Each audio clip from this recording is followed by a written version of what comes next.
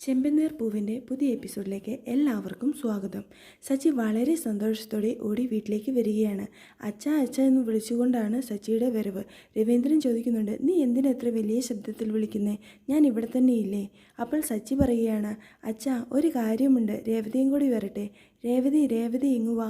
ഇത് കേട്ട് രേവതിയും അങ്ങോട്ട് വരുന്നുണ്ട്.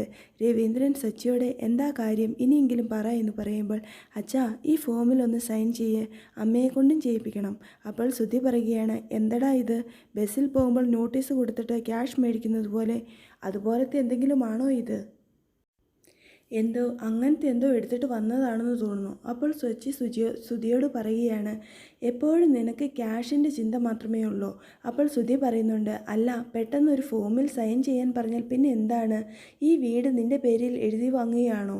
അച്ഛാ ശരിക്കൊന്ന് വായിച്ച് നോക്കിയിട്ട് സൈൻ ചെയ്താൽ മതി. ഇങ്ങനെ ശ്രുതി പറയുമ്പോൾ സച്ചി പറയുകയാണ്, അതൊക്കെ നീ ചെയ്യുന്ന പണിയല്ലേ, നിന്നെപ്പോലത്തെ ക്രിമിനൽ മൈൻഡൊന്നും എനിക്കില്ല. ഇത് കേൾക്കുമ്പോൾ ശ്രുതിയോട് പറയുകയാണ്, ശ്രുതി ഒന്ന് സൈലൻ്റ് ആയിരിക്കുക. അതെന്ത് ഫോമെന്ന് ശ്രീകാന്ത് ചോദിക്കുമ്പോൾ സച്ചി പറയുകയാണ്, പാസ്പോർട്ടിനുള്ള ആപ്ലിക്കേഷൻ ഫോമാണ് ഇത്. ഇപ്പോൾ നിനക്കെന്തിനാ പാസ്പോർട്ട് എന്ന് രവീന്ദ്രൻ ചോദിക്കുകയാണ്. അപ്പോൾ സച്ചി പറയുന്നുണ്ട്, അച്ഛാ പാസ്പോർട്ട് എടുക്കാൻ വേണ്ടി അതിലെന്തിനാ ഞങ്ങൾ സൈൻ ചെയ്യുന്നത്? രവീന്ദ്രൻ ചോദിക്കുമ്പോൾ സച്ചി പറയുകയാണ്, അച്ഛാ എല്ലാവർക്കും വേണ്ടി. അപ്പോൾ വർഷ പറയുന്നുണ്ട്, എൻ്റെ കയ്യിൽ പാസ്പോർട്ടുണ്ട്. രേവതി പറയുകയാണ്, ശ്രുതിയുടെ കയ്യിലും പാസ്പോർട്ടുണ്ട്. ശ്രുതി മലേഷ്യയിൽ നിന്നല്ലേ വന്നത്. അച്ഛാ ഈ ഫോമിൽ ഒന്ന് സൈൻ ചെയ്യേ. അച്ഛാന്ന് സച്ചി പറയുമ്പോൾ അച്ഛൻ ചോദിക്കുന്നുണ്ട്, എന്തിനാടാ ഇപ്പോൾ ഇതിൽ സൈൻ ചെയ്യുന്നത്? അപ്പോൾ പറയുകയാണ്, ഞങ്ങൾ കല്യാണം കഴിഞ്ഞ് ഞാനും രേവതിയും ഹണിമൂണിന് എവിടെയും പോയിട്ടില്ല. അച്ഛാ നമുക്ക് എല്ലാവർക്കും കൂടി മലേഷ്യയിൽ പോകാം. സച്ചിയുടെ വാക്ക് കേട്ട് എല്ലാവരും അന്തം വിട്ട് നിൽക്കുകയാണ്. അപ്പോൾ രേവതി സച്ചിയോട് ചോദിക്കുന്നുണ്ട്, നിങ്ങൾ ശരിക്കും പറയുന്നതാണോ? അപ്പോൾ സച്ചി പറയുന്നുണ്ട്, അതേ രേവതി, നമുക്ക് മലേഷ്യയിൽ പോകാം. അച്ഛാ നിങ്ങളും വാ, നമുക്ക് എല്ലാവർക്കും ഒരുമിച്ച് പോകാം.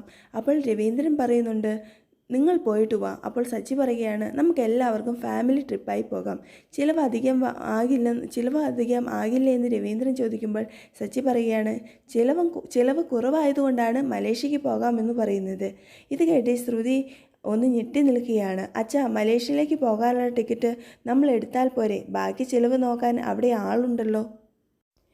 ഇങ്ങനെ പറയുമ്പോൾ എല്ലാവരും അന്തം വിട്ട് നിൽക്കുകയാണ്.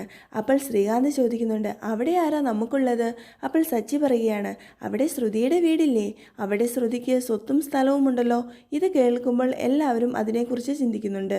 പക്ഷേ ശ്രുതിയാണെങ്കിൽ ആകെ ടെൻഷനിൽ നിൽക്കുകയാണ്. അപ്പോൾ വർഷ ചോദിക്കുന്നുണ്ട്, അതിന് ശ്രുതിയുടെ അച്ഛൻ ജയിലിലല്ലേ? അപ്പോൾ സച്ചി പറയുകയാണ്, അതിനെന്താ, അവിടെ ശ്രുതിയുടെ ഗസ്റ്റ് ഹൗസും സ്വത്തും വീടും എല്ലാം ഉണ്ടല്ലോ. എന്താ അതെല്ലാം ജയിലിലാണോ? ഓരോ ദിവസവും കേസ് നടത്തിക്കൊണ്ടിരിക്കുകയാണെങ്കിൽ സ്വത്ത് എന്തോരമുണ്ടാകും. ഇത് കേൾക്കുമ്പോൾ ചന്ദ്രമതിയുടെ മുഖം 100 വോൾട്ട് ബൾബ് പോലെ തെളിയുകയാണ്. ചന്ദ്രമതി ശ്രുതിയെ നോക്കി ചിരിക്കുകയാണ്. അവിടെ പോയാൽ ശ്രുതിയുടെ വീട്ടിൽ തങ്ങാമെന്ന് സച്ചി പറയുമ്പോൾ കറക്റ്റാണ് ശ്രുതി, നിൻ്റെ വീട് അവിടെ ഉണ്ടല്ലോ എന്ന് വർഷ പറയുകയാണ്.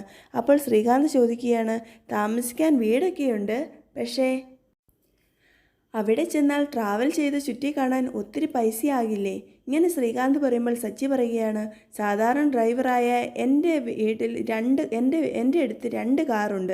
അത്രയും കോടീശ്വരിയായ ശ്രുതിയുടെ കയ്യിൽ അപ്പോൾ ഒരു 10-12 കാറെങ്കിലും ഉണ്ടാവില്ലേ? അതിൽ പോയാൽ പോരെ? ഇത് കേൾക്കുമ്പോൾ ചന്ദ്രമതിക്കും എല്ലാവർക്കും വളരെ സന്തോഷമാകുന്നുണ്ട്. ശ്രുതിയാണെങ്കിലോ എന്ത് പറയണമെന്നറിയാതെ ആകെ വിഷമിച്ച് നിൽക്കുകയാണ്. അപ്പോൾ രേവതി ചോദിക്കുകയാണ്, ഭക്ഷണത്തിന് ചിലവെല്ലാം ഒത്തിരി ആകില്ലേ? അപ്പോൾ സച്ചി പറയുകയാണ്, എന്താ രേവതി, അതും ശ്രുതിയുടെ വീട്ടിലില്ലേ? ഒരു 10 പേര് 20 പേര് അവിടെ ജോലി ചെയ്യുന്നുണ്ടാകില്ലേ? അവർ നമുക്ക് ഭക്ഷണം പാകം ചെയ്ത് തരില്ലേ? ചന്ദ്രമതി ഇതെല്ലാം കേൾക്കുമ്പോൾ ഒന്ന് മലേഷ്യയിൽ എത്തിയാൽ മതിയെന്നുള്ള സന്തോഷത്തിൽ ഇരിക്കുകയാണ്. അപ്പോൾ ശ്രുതി ചോദിക്കുകയാണ്, എടാ അവളുടെ അച്ഛൻ അവിടെ ജയിലിൽ കിടക്കുമ്പോൾ നീ എന്തൊക്കെയായി പറയുന്നേ? അപ്പോൾ സച്ചി പറയുകയാണ്, എടാ വലിയ മനുഷ്യന്മാരെല്ലാം ജയിലിൽ പോകുന്നുണ്ട്. ഇതൊരു സാധാരണ വിഷയമാണ്. ജയിലിൽ പോകാത്ത ഏത് വലിയ മനുഷ്യന്മാരാണ് ഉള്ളത്? അവർ ജയിലിലാണെങ്കിലും സ്വന്തക്കാരുടെ സ്വത്തുക്കളെല്ലാം അനുഭവിക്കാറില്ലേ? ശ്രുതി മേഡം ഞങ്ങളെല്ലാം നിങ്ങളുടെ നാട്ടിൽ പോകാൻ തീരുമാനമെടുത്തു. അവിടെ നിങ്ങളുടെ വീട്ടിൽ താമസിക്കാതെ പുറത്തു താമസിച്ചാൽ നിങ്ങൾക്ക് വിഷമമാകില്ലേ? ഇത് കേൾക്കുമ്പോൾ ശ്രുതി ഒന്നും പറയാതെ ഇങ്ങനെ നിൽക്കുകയാണ്. അപ്പോൾ ശ്രുതി പറയുന്നുണ്ട്, ഏയ് അതൊന്നും വേണ്ട. അപ്പോൾ അതിൻ്റെ ഇടയിൽ കയറി സച്ചി പറയുകയാണ്, എടാ നീ ഒന്നും മിണ്ടാതിരി. അവരുടെ വീട്, കാറ് ഇതെല്ലാം ഉള്ളപ്പോൾ നമ്മളെ അവരെ ചിലവ് ചെയ്യിക്കുമോ? എന്താ പാർലർ മേഡത്തിന് സന്തോഷമായില്ലേ? ഞങ്ങൾ മേഡത്തിൻ്റെ നാട്ടിൽ പോകുന്നു, മേഡത്തിൻ്റെ വീട്ടിൽ തങ്ങുന്നു, മേഡത്തിനും സന്തോഷമായില്ലേ? രേവതി നീ ചോദിക്ക്.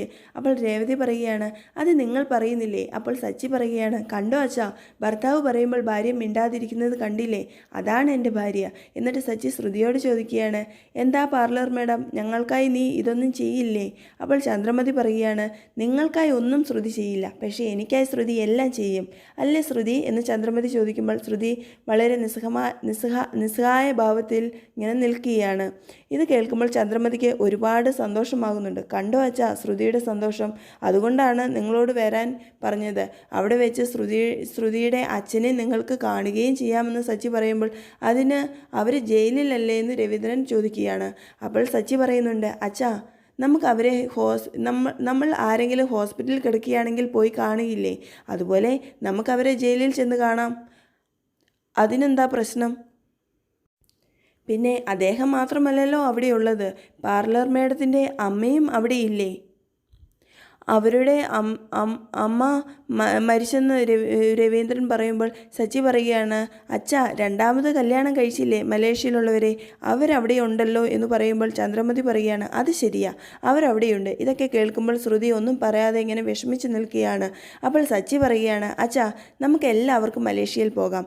അപ്പോൾ അച്ഛൻ പോകാൻ മടി കാണിക്കുമ്പോൾ ചന്ദ്രമതി പറയുകയാണ്, രവിയേട്ടാ നമുക്ക് പോകാം, സച്ചി പറഞ്ഞതാ ശരി. പക്ഷേ ഇവർക്ക് വേണ്ടിയല്ല നമ്മൾ പോകുന്നത്, ശ്രുതിയുടെ നാട് കാണാൻ വേണ്ടിയാണ്, ബന്ധുക്കാരെ കാണാനും. അവിടെ പോയാൽ ശ്രുതിയുടെ വീട് കണ്ട പോലെയും ആയില്ലേ? അപ്പോൾ രവീന്ദ്രൻ പറയുകയാണ്, നിങ്ങൾ പറഞ്ഞതെല്ലാം ശരിയാണ്, പക്ഷേ ശ്രുതിയുടെ അച്ഛൻ ജയിലിലുള്ള സമയത്ത് നമ്മൾ അവിടെ പോകുന്നത് ശരിയാണോ എന്ന് ചോദിക്കുമ്പോൾ സച്ചി പറയുകയാണ്, നമുക്ക് അവരെ ജയിലിൽ പോയി കാണുകയും ചെയ്യാം അച്ഛാ. ശ്രുതി നിനക്ക് നിൻ്റെ അമ്മായിയച്ഛനെ കാണണ്ടേ? അച്ഛാ നിങ്ങൾ ഇതുവരെ ഫോറിനിൽ പോയിട്ടില്ല. അച്ഛാ ഞാൻ പറയുന്നത് കേൾക്ക്, നിങ്ങൾ ഇതിൽ സൈൻ ചെയ്യ്. അങ്ങനെ സൈൻ ചെയ്യാൻ സച്ചി രവീന്ദ്രൻ്റെ കയ്യിൽ പേന കൊടുക്കുകയാണ്. ചന്ദ്രമതിയും രവീന്ദ്രനും വളരെ സന്തോഷത്തോടെ പാസ്പോർട്ടിൻ്റെ ഫോമിൽ സൈൻ ചെയ്യുകയാണ്.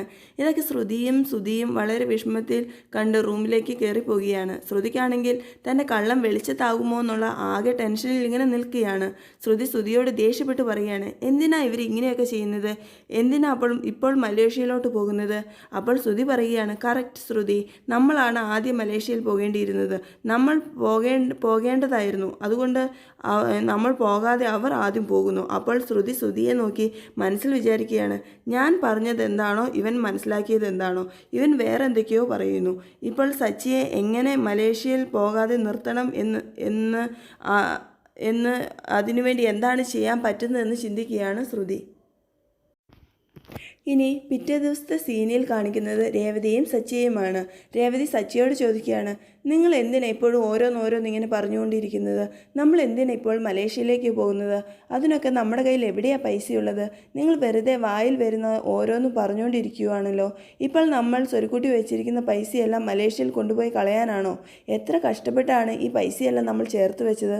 നിങ്ങൾക്കിതൊന്നും അറിയാത്തതാണോ? മലേഷ്യയിൽ പോയി 4 ഫോട്ടോയും എടുത്ത് ആ പൈസയെല്ലാം നമ്മൾ കളയണോ? അങ്ങനെ നിങ്ങൾക്ക് പോകണമെങ്കിൽ നിങ്ങൾ മാത്രം പോ, ഞാൻ വരില്ല. എന്താ നിങ്ങളൊന്നും മിണ്ടാത്തതെന്ന് രവതി ചോദിക്കുമ്പോൾ, നീ പറഞ്ഞു കഴിഞ്ഞിട്ട് പറയാം എന്ന് വിചാരിച്ചാണ് മിണ്ടാതെ ഇരിക്കുന്നതെന്ന് സച്ചി പറയുകയാണ്. പക്ഷേ നീ പറഞ്ഞു നിർത്തുന്നില്ല, ഗുഡ്സ് ട്രെയിൻ പോലെ ഇങ്ങനെ പോകുകയല്ലേ. അപ്പോൾ രേവതി പറയുന്നുണ്ട്, ഞാൻ നിർത്തി, ഇനി നിങ്ങൾ പറ.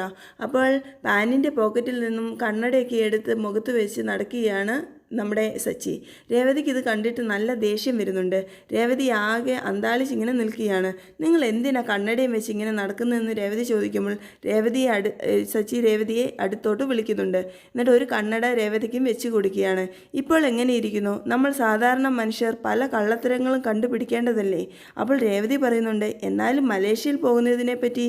അപ്പോൾ സച്ചി പറയുന്നുണ്ട്, അതിനാര് മലേഷ്യയിൽ പോകുന്നു? ഇങ്ങനെ പറഞ്ഞാൽ പാർലർ മാഡം എങ്ങനെ റിയാക്ട് ചെയ്യുമെന്ന് കാണാനാണ് ഈ കഥ പറഞ്ഞത്. അപ്പോൾ രേവതി പറയുന്നുണ്ട്, ഇത് മുമ്പേ പറയത്തില്ലേ? അപ്പോൾ സച്ചി പറയുകയാണ്, അതല്ലേ ഇപ്പോൾ പറഞ്ഞത്. അപ്പോൾ രേവതി ചോദിക്കുന്നുണ്ട്, ഈ ഐഡിയ കൊണ്ട് എന്താ പ്രയോജനം? അപ്പോൾ സച്ചി പറയുകയാണ്, അമ്മയ്ക്ക് എന്തായാലും ഇപ്പോൾ മലേഷ്യയിൽ പോകണമെന്ന് ഭയങ്കര ആഗ്രഹമുണ്ടാവും. അവർക്ക് എന്തായാലും സുധിയേയും കൊണ്ട് പോകേണ്ടി വരും. അമ്മ അവരെ രണ്ടുപേരെയും മലേഷ്യയിൽ പോകാൻ വിളിക്കും. എന്നാൽ അവർ പോകില്ല. അപ്പോൾ പാർലർ മാഡം വേറെ ഒരു കാരണം പറയും. അമ്മ ശ്രുതിയെ വിളിക്കുമ്പോൾ ശ്രുതി വരില്ല എന്ന് പറയും. എന്നിട്ട് നമ്മളെ വിടാതിരിക്കാനും ശ്രമിക്കും. അപ്പോൾ രേവതി ചോദിക്കുകയാണ്, ശ്രുതി അങ്ങനെ ചെയ്താൽ എന്താ അതിൻ്റെ അർത്ഥം? അപ്പോൾ സച്ചി പറയുകയാണ്, അങ്ങനെ ചെയ്താൽ എന്തോ മറയ്ക്കുന്നുണ്ടെന്നാണ് അതിൻ്റെ അർത്ഥം. അപ്പോൾ രേവതി ചോദിക്കുകയാണ്, എന്നാൽ ശ്രുതി മലേഷ്യയിലേക്ക് വരുമെന്ന് പറഞ്ഞാൽ എന്ത് ചെയ്യണം? അപ്പോൾ സച്ചി പറയുകയാണ്, നമ്മളൊന്നും അറിയാത്ത രീതിയിൽ നമ്മുടെ ജോലി നോക്കിപ്പോകണം. ശ്രുതിയാണെങ്കിൽ ആകെ ടെൻഷൻ അടിച്ച് ശ്രുതിയുടെ കൂട്ടുകാരിയോട് പറയുകയാണ്, എങ്ങനെയെങ്കിലും ഈ മലേഷ്യയിൽ പോക്ക് മുടക്കണം. ഇത് കേട്ട ശ്രുതിയുടെ കൂട്ടുകാരി പറയുന്നുണ്ട്, നീ എന്തിനാ ഇത്രയും കള്ളത്തരമൊക്കെ പറഞ്ഞുണ്ടാക്കിയത്? അതുകൊണ്ടല്ലേ നമുക്ക് ഇത്രയും പ്രശ്നമുണ്ടായത്. ഇനി സത്യമെല്ലാം അറിയുമ്പോൾ എന്തായിരിക്കും പ്രശ്നം? അപ്പോൾ ശ്രുതി വീണ്ടും പറയുകയാണ്, എങ്ങനെയെങ്കിലും ഈ മലേഷ്യ പോക്ക് നിർത്തണം. ശ്രുതി എന്നിട്ട് തൻ്റെ വേറെ ഒരാളെ വിളിച്ച് തൻ്റെ അമ്മാവനാന്ന് പറയിപ്പിക്കുകയും എന്നിട്ട് അച്ഛനെ കൊന്നുവെന്ന് പറയാൻ അവരെ ധരിപ്പിക്കാൻ പറയുകയും ചെയ്യും. അങ്ങനെ അദ്ദേഹം വന്ന് ശ്രുതിയുടെ അമ്മാവനെന്നുള്ള രീതിയിൽ വീട്ടിൽ വരികയും ശ്രുതിയുടെ അച്ഛനെ ജയിലിൽ വെച്ച് കൊന്നു കളഞ്ഞെന്ന് എല്ലാവരോടും പറയുകയും ചെയ്യുന്നു. ഇത് കേൾക്കുന്ന എല്ലാവരും ആകെ ഞെട്ടി സ്തംഭിച്ച് നിൽക്കുകയാണ്. ശ്രുതിയാണെങ്കിൽ ഭയങ്കര ശക്തമായിട്ട് ഒച്ചയുണ്ടാക്കുകയും കരയുകയും ചെയ്യാണ്. അങ്ങനെ തൽക്കാലത്തിന് മലേഷ്യയിലുള്ള പോക്ക് ക്യാൻസൽ ചെയ്തിരിക്കുകയാണ്.